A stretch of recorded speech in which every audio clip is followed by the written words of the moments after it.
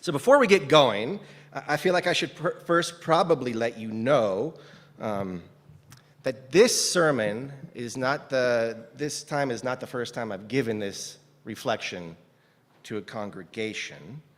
In fact, today's reflection is the one that I first delivered about 1.5 years ago during pre-candidating weekend up in Columbine. So it's the one that helped your search team feel like we might be a good fit. And while I'm getting my congregational sea legs back, I thought it might be fun to return to it and see how it holds up. And full disclosure, I've been terrified ever since I decided to do this that I've actually given this to you all before. I triple-checked all my documents, all my records, and I couldn't find where I would have done that. However, if you have heard this sermon before, just pretend that you haven't, which is actually very fitting because our theme today is all about imagination and pretend, so it's actually an exercise in exactly what we're talking about, right? So just pretend you haven't heard it if you have. All right. Now, we're engaged with imagination today, and I should say that my own imagination has been influenced likely by the fact that I am a little brother of about 10 years. So my brother and sister are both 10 years older than me, roughly. And I suppose that accounts for my Peter Pan complex, why I always preferred Robin to Batman. And as a kid, I would put on the plastic yellow dishwashing gloves and tuck a yellow towel into my collar and play Robin with the neighborhood kids. Do our elementalists do that? Do you do that? Maybe. So we would play together like in a DC Marvel mixed pantheon that would drive my crossover-averse adult self apoplectic. I like to keep my DC, and my Marvel, okay? And if I wasn't being Robin, then I was being an explorer or Luke Skywalker, or if the girls in the neighborhood were calling the shots, I was Danny Zuko from Grease. And I'm sure that you all did this too as kids, right? Or if you're still kids, I bet you do it now, right? Can someone let me know what their pretend play character was? Oh, no. Somebody else, yes, what was your pretend play character? You were your parents. All right. Anybody else? Well, that's a heroic thing to be, actually, right? All right, what do we got? Where is it? What do you pretend play? What's your character?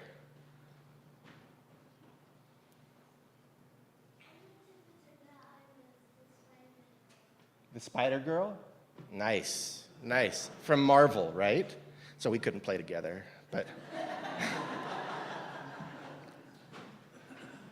Anyway, oftentimes we dismiss this imaginative role play as child's play, but in fact, we are never not using our imagination. The only question is how robustly and to what end. Imagination has ever and continues to underpin religion, meaning and connection, political action, and spiritual experience. Imagination is fundamental to religion and spiritual practice, and not only religion, it is fundamental to language and meaning and all the ways that we engage the world. Now, imaginative play, which both religion and superhero role play are, is a means of developing empathy while experimenting with ethics and feelings within a shared narrative. So it is the opposite of unreal. In fact, it's far from being just a vestige of childhood. Imagination affects our behavior throughout our lives. And so I thought we could do a little demonstration of how imagination affects our behavior. Are you ready? All right. I'd like you to imagine a lemon. Imagine a lemon. And it might help now if you close your eyes, because hopefully I don't look like a lemon. So close your eyes. Imagine a lemon. It's so yellow. Pick it up. Feel its texture, the texture of its skin, its weight in your hand. Maybe toss it and catch it a couple of times just to get the feel of it. Feel that lemon weight. As you catch it, hear the smack of it in your palm. Maybe reach for a nearby knife, cut the lemon right in half, and smell the lemony zest that is released. Smell that aroma of the juice. And maybe you find a glass nearby, you could squeeze that lemon right into the glass and watch the drops fall and the glass fill up a little bit. And maybe some lemon juice squirts in your eye. Okay, you could open your eyes now. So how many of you winced or reacted when the lemon juice squirted in your eye? Right? Imagination allows the immaterial to affect behavior. And perhaps that is what Phares, the poet, had in mind when he wrote, "There is a game we should play." And it goes like this. We hold hands and look into each other's eyes and scan each other's face. Then I say, "Now tell me the difference between us." And you might respond, "Phares, your nose is 10 times bigger than mine." Then I would say, "Yes, my dear, almost 10 times, but let's keep playing. Let's go deeper. Go deeper, for if we do, our spirits will embrace and interweave. Our union will be so glorious that even God will not be able to tell us apart." There is a wonderful game we should play with everyone. And it goes like this.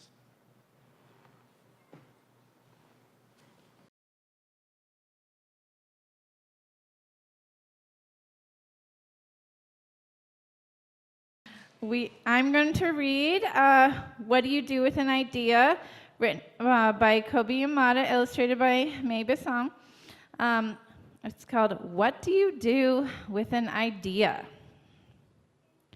One day, I had an idea. Where did it come from? Why is it here? I wondered. What do you do with an idea? At first, I didn't think much of it. It seemed kind of strange and fragile. I didn't know what to do with it, so I just walked away from it. I acted like it didn't belong to me. But it followed me. I worried what others would think. What would people say about my idea? I kept it to myself. I hid it away. I didn't talk about it. I tried to act like everything was the same as it was before my idea showed up. But there was something magical about my idea. I had to admit, I felt better and happier when it was around. It wanted food, it wanted to play. Actually, it wanted a lot of attention. It grew bigger and we became friends. I showed it to other people, even though I was afraid of what they would say. I was afraid that if people saw it, they would laugh at it. I was afraid they would think it was really silly. And many of them did. They said it was no good. They said it was too weird. They said it was a waste of time and that it would never become anything. And at first, I believed them. I actually thought about giving up on my idea. I almost listened to them. But then I realized, what do they know? This is my idea, I thought. No one knows it like I do. And it's okay if it's different or weird and maybe a little crazy. I decided to protect it, to care for it. I fed it good food. I worked with it. I played with it. But most of all, I gave it my attention. My idea grew and grew, and so did my love for it. I built it a new house, one with an open roof where it could look up at the stars, a place where it could be safe to dream. I liked being with my idea. It made me feel more alive, like I could do anything. It encouraged me to think big and then to think bigger. It shared secrets with me. It showed me how to walk on my hands because it said, it is good to have the ability to see things differently. I couldn't imagine my life without it. Then one day, something amazing happened. My idea changed right before my very eyes. It spread its wings, took flight, and burst into the sky. I don't know how to describe it, but it went from being here to being everywhere.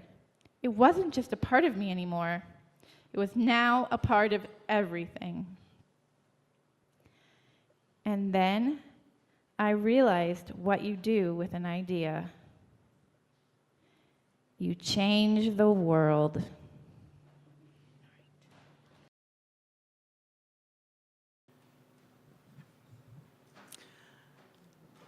I did most of my childhood role-playing in the 1950s. Roles that young girls could aspire to in those days were mostly limited to homemaker, teacher, secretary, and nurse. That there is one memory of playing house that remains intact for me after all these years. Throughout the 50s, my family lived in a two-story house with a partially finished basement that was converted into 3 apartments, one for each floor. My family lived in the first floor apartment and rented out the basement and second floors. Times when the other apartments were not rented, my sister and I were allowed to play in the empty spaces. Once, when we were playing house in the basement kitchen, my sister and I had the idea that we could turn this into a theater of sorts if the audience were to sit on a sidewalk and look in through the 2 very small kitchen windows. We liked this idea enough to invite our parents to serve as the audience, which they did, my father somewhat grudgingly. After a few minutes of us pretending to cook, our father pronounced that if there was no further action, we were wasting his time, and then he left. The immediate lesson I took from this was that Daddy didn't love us today. There were indeed days when Daddy didn't love us, and then days that he did. The days when he did, the rejection always hurt. To this day, I do not handle rejection well. It can take me days to work my way out of the world doesn't want what I have to offer to, well, that didn't work. It can take me that long to remind myself that the world doesn't want what I have to offer is an egregious overgeneralization. The lesson I need to relearn with each rejection. The lesson I can now take from the time my sister and I invited our parents to watch through basement windows as their children pretended to be them. Not all of the efforts I have offered up to this congregation have been received with enthusiasm. There was the logo I designed for a pledge drive that failed to inspire the team, the adult exploration classes with dwindling attendance. But there are also times when you have loved the way I retold an ancient story with a modern twist, or a reflection on a personal experience spoken into a microphone.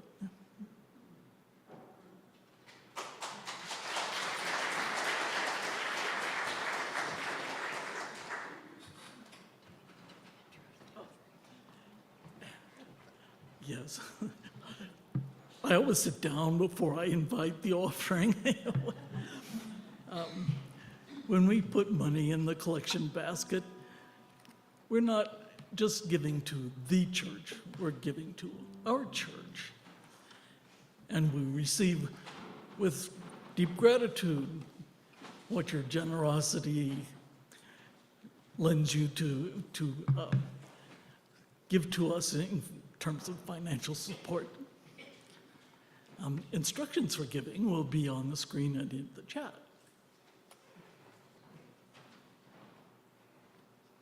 So we have already seen that imagination has real-world effects. There's all sorts of studies that demonstrate the potency of imagination to facilitate change, personally and institutionally. It's a powerful tool. As a kid, engaged imagination in a group reified and reinforced its impacts. And of course, that kind of play worked as long as we stayed within the coherence of the story. No Superman appearances in the midst of greased lightning. Cooperative play is a kind of silly sincerity that both requires and generates narrative reciprocity and a kind of interbeing. And that actually requires some vulnerability. So we were able to be vulnerable with our imaginations, sharing our ideas, open to each other, because we were guided by the simple will to joy and the yearning for exploration. Now, these are quasi-missions, and our mission was to have fun. And that mission, in turn, was abetted by a sort of unspoken covenant that allowed us to trust each other's imaginations. We were being purposely foolish. Being foolish in public, trust me, I have some experience in the matter, is an exercise in vulnerability. And vulnerability is a necessary part of exploratory imagination. It is also, as Brené Brown, the modern prophet of vulnerability, says, the birthplace of joy, of creativity, of belonging, of love. Which sounds lovely, but in fact is problematic. Because that means, more often than not, joy, belonging, and love are going to elude me. For try as I might, I can't just will myself to be vulnerable. Even while I understand the benefits of being vulnerable, I can't just compel myself to take the armor off. And yet it is also clear to me that it is something that I must do. And that the stakes are simply too high not to, the promise too great. My joy and belonging and love depend on a vulnerability that I can't will myself into. Yours too.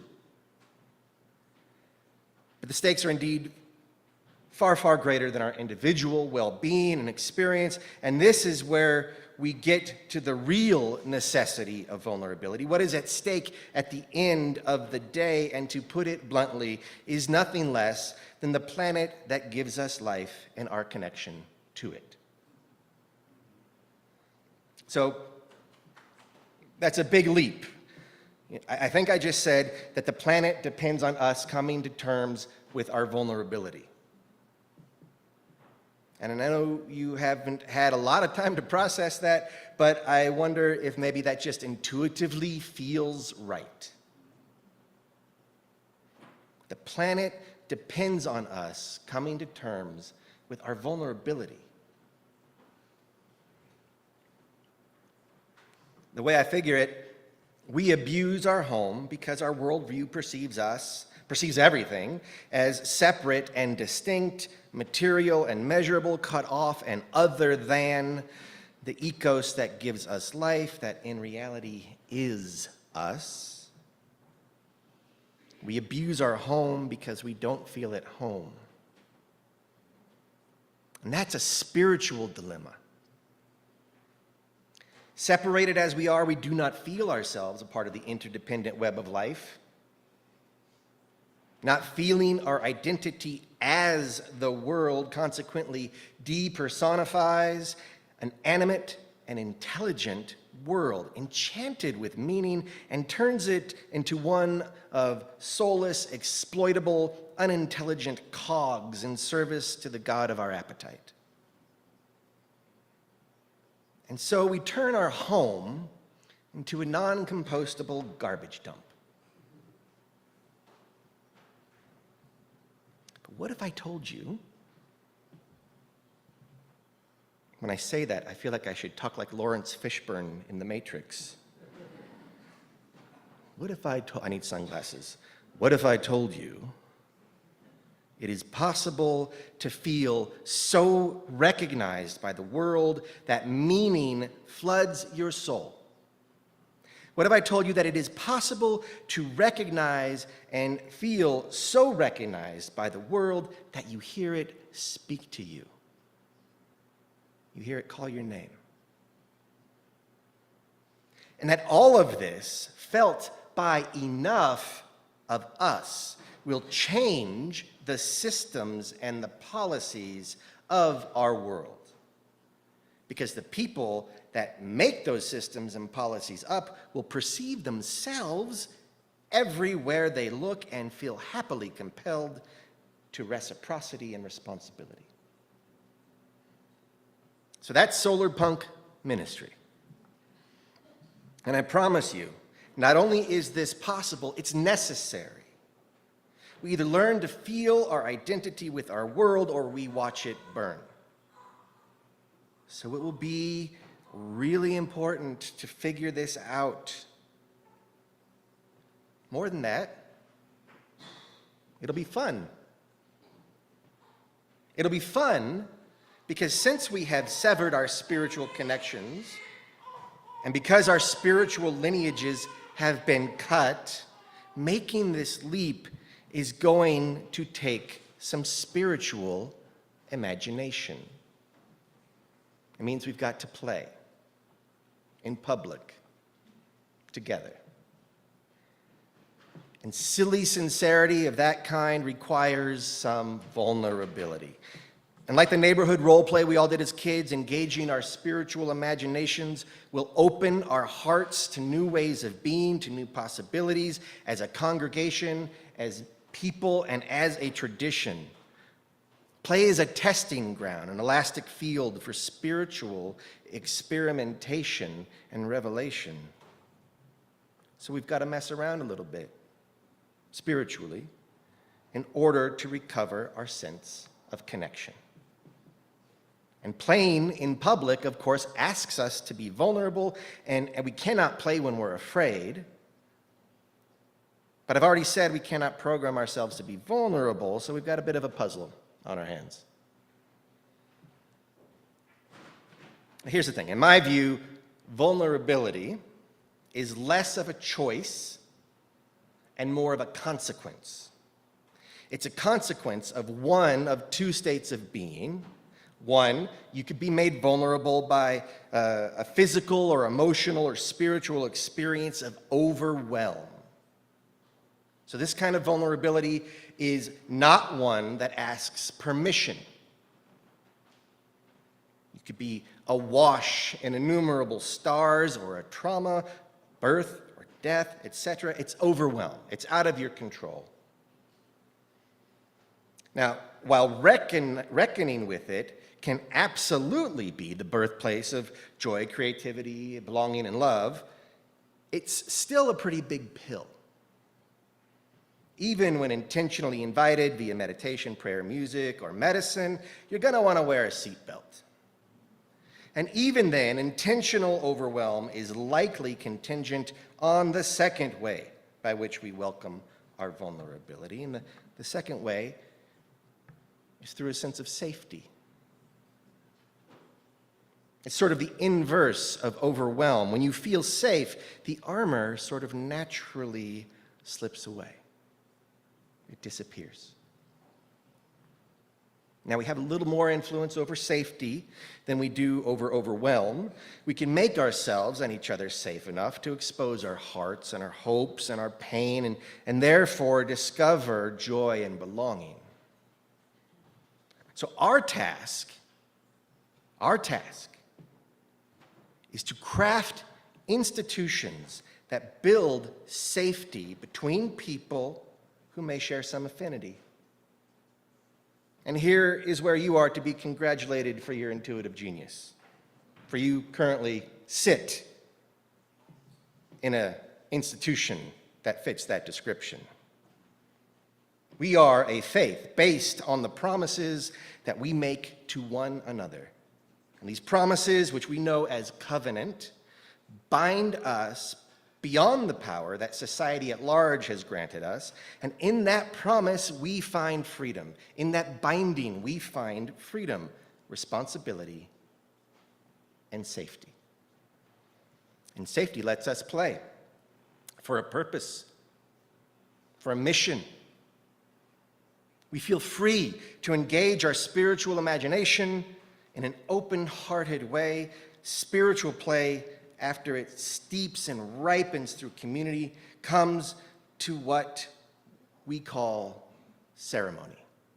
So when we steep our spiritual play in this community long enough, it emerges as ceremony. So here's the equation, recap. Our life and maybe life on our planet depends on us repairing our connection with the earth and with our soul. That repair will require spiritual imagination, a kind of silly sincerity that generates connection and is available only when we are vulnerable. Vulnerability rests on safety, and safety is secured through covenant, and covenant enables us to play and ensures that play is not so rambunctious and far afield as to be fruitless. And all of that scaffolds purpose, mission, and its underpinnings, meaning. That's like theological algebra. And that joy-begotten connection is finally what will save our home. So talking about it is all well and good, and we've got the equation written out. But let's not leave it to the intellect alone, shall we? Would you like to maybe put this hypothesis to the test right here, right now? That's the right answer. If you were thinking no, that's the wrong answer. All right. First of all, do you want to play a game? Another movie reference, also referencing our neighborhood. Remember War Games? Do you want to play a game? This one will be much safer, I promise. Okay, so I'm going to ask you to take a form, to use your face and bodies to make an exaggerated caricature type of expression. Face and bodies, you're going to make an exaggerated caricature type of expression. And the mission of this exercise is to have fun and to connect with each other and to feel the power that covenant can unleash. But first, we need to make a covenant. We need to feel safe to play. So how about this? I'm just going to generate a covenant right now. Can we agree that it is good for right now to be silly? Okay, can we agree that it's It's okay for right now to be silly. Can we also agree that in our silliness that we don't make any lewd faces or gestures? Okay, Phyllis? No? Okay. Can we agree to that? So our covenant for this exercise is to be silly but not lewd, simple and safe.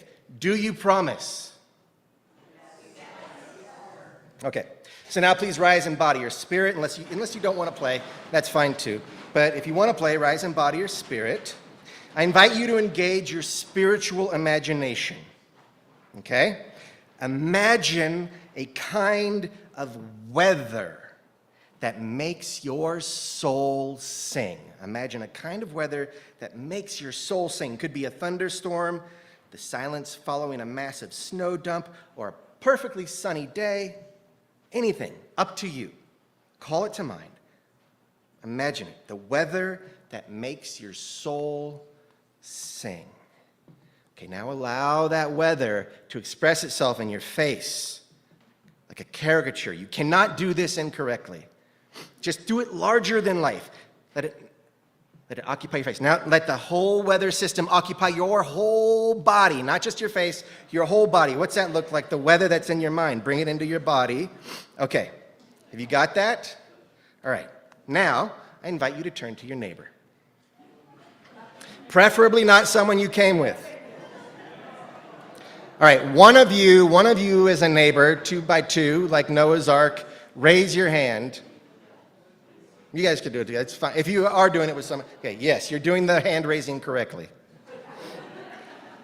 Okay, now the person with their hand raised, I invite you to do your weather body again. Do it again, and the person who did not raise their hand mirrors them as best as you can. Remember, it's okay to be silly.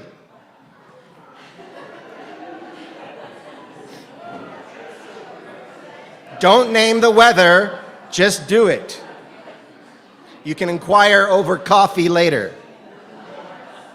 More opportunity for connection. Okay. Now switch persons. The person who was mirroring now generates the weather.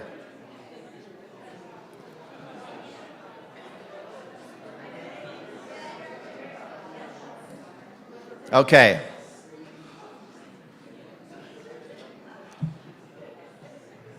You may sit down in spirit or body.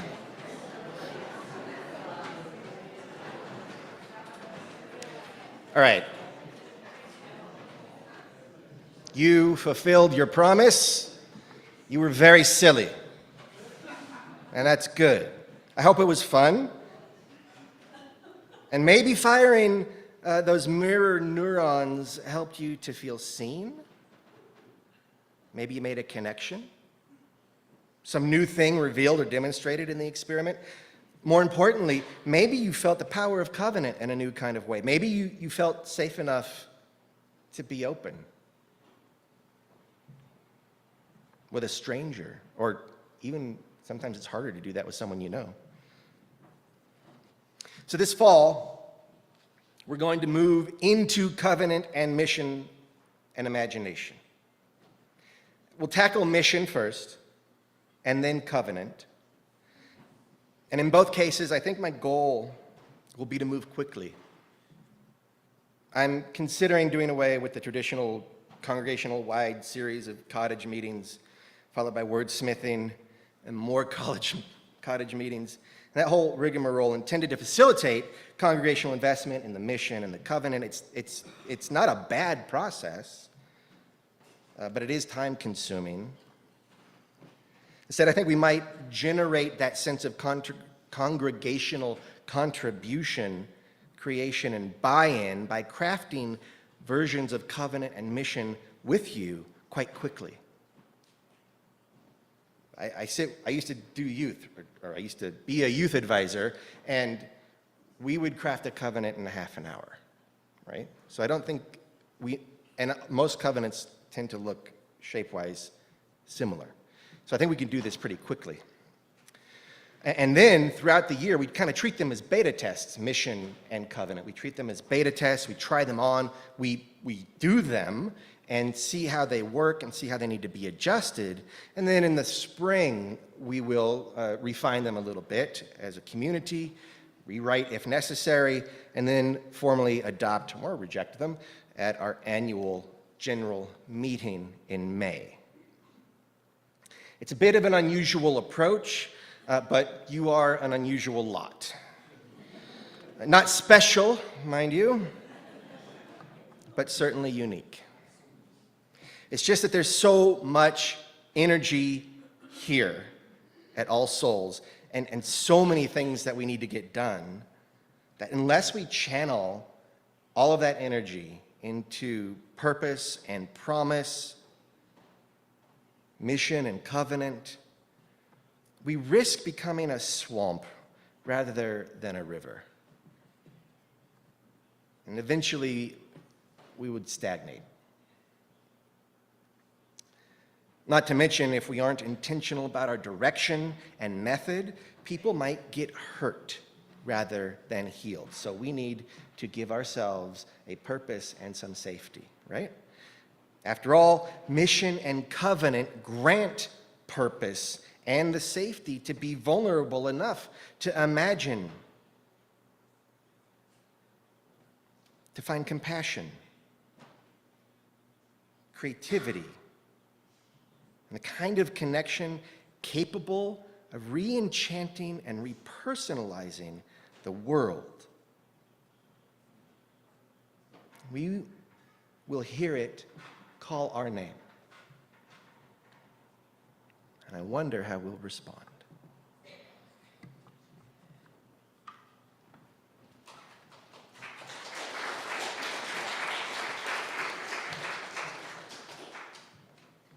All right.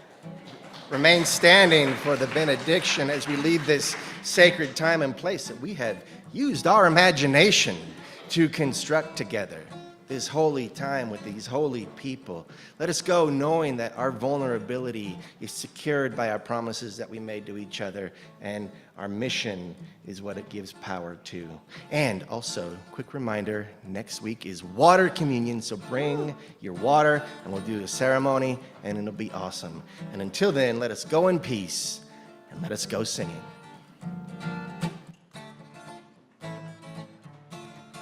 You got to do what the Spirit says do.